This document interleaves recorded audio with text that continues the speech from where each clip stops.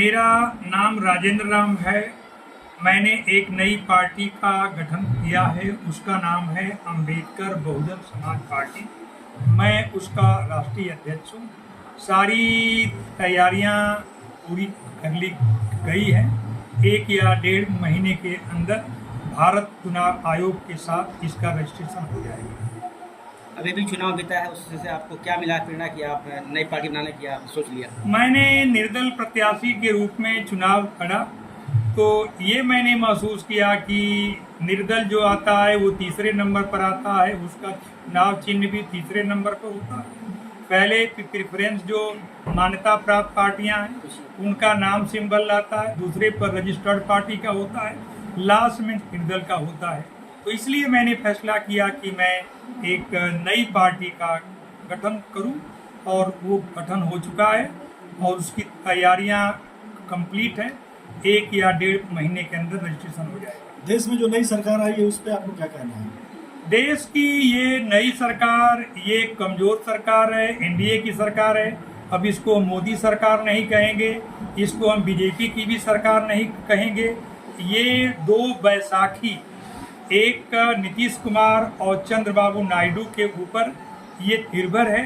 जब ये लोग समर्थन वापस लेंगे ये सरकार कभी भी गिर सकती है। संविधान खतरे में है, इसको लेकर बहुत सारे दावे किए गए। एकदम जो देश की जनता ने सही किया। अब इनके पास में 2/3 बहुमत नहीं है, सिंपल मेजोरिटी नहीं है, 240 सीट हैं। यदि ये संविधान में संशोधन करना चाहेंगे मूल प्राविधानों में, तो इनको 2/3 की बहुमत नहीं है।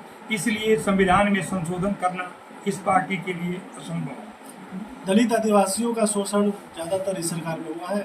हाँ, ये जो मोदी सरकार थी या बीजेपी सरकार थी, ये पूंजीपतियों की सरकार थी। ये पूंजीपतियों के पैसे से ये जो इलेक्टोरल बॉन्ड से चलती थी, चुनाव जीते थे। ये सामंतवादी मनवादी विचारधारा के मानने वालों की सरकार थी। इसमें SC ST OBC माइनॉरिटी के लिए कोई जगह नहीं। बेरोजगारी और महंगाई पे अंकुश लगेगा।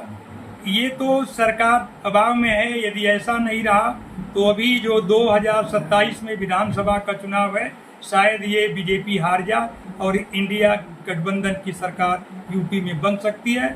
इसलिए हो सकता है कि कुछ फैसले लोग मजबूरी में लें। अभी आपकी पार्टी नई पार्टी का मैं लॉन्च दिल्ली या इसका प्रथम अधिवेशन लखनऊ से करेंगे।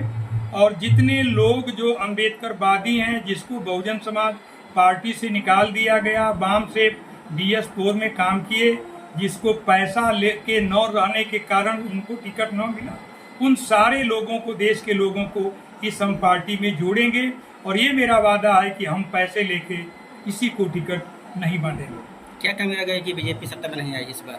यदि बीजेपी सत्ता में, यदि मोदी देश के प्रधानमंत्री हैं, तो इसके लिए 100% बहन मायावती जी जिम्मेदार हैं। यदि वो गठबंधन में शामिल होती तो बीजेपी की 25 सीटें कम हो जाती और यहाँ पर सरकार इंडिया गठबंधन की पड़ती, यहाँ पर एनडीए हार जाती।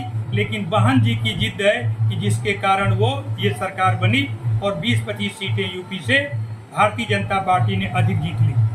सरकार बनी है, क्या सरकार चलाऊ है? सरकार तो अभी 6 महीने तक कोई दिक्कत नहीं आएगी, लेकिन 6 महीने के अंदर खींचातानी आएगी। और इतिहास रहा है कि जब भी गठबंधन की सरकार रही है, 1 साल 2 साल 3 साल के बाद ये सरकार भंग हो गई।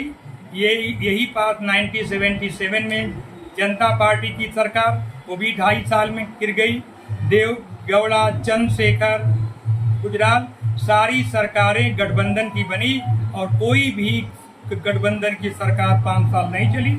ये भी सरकार 5 साल चलने वाली नहीं है। अभी आपने कहा कि जो सरकार बनी है, नायडू के विरुद्ध के भरोसे है। 12 जो लोकसभा की सीटें हैं नीतीश कुमार के हैं, जनता दल यू के, और तेलुगु देशम के 16 हैं, दोनों मिलके 28 होते हैं। तो 268 जो होता है, उसके बाद भी 5 निर्दल या और उनके सहयोगी दलों के कारण ये सरकार बनी है। ये सरकार कोई कठोर कदम नहीं उठा पाएगी। क्या लगता तो पलटू कहते हैं जब भी वक्त मिलेगा तो उनको पलटी मारते देर नहीं लगेगी। अभी वो रस मलाई मोदी जी के साथ खा लेंगे जब उनकी स्वार्थ सिद्धि नहीं होगी तो 6 महीने के बाद हट जाएंगे कौन है और ये पलटू? सरकार गिर जाएगी। तो यानी पलटू कौन है? पलटू जो है नीतीश बाबू हैं, वो पलटू हैं।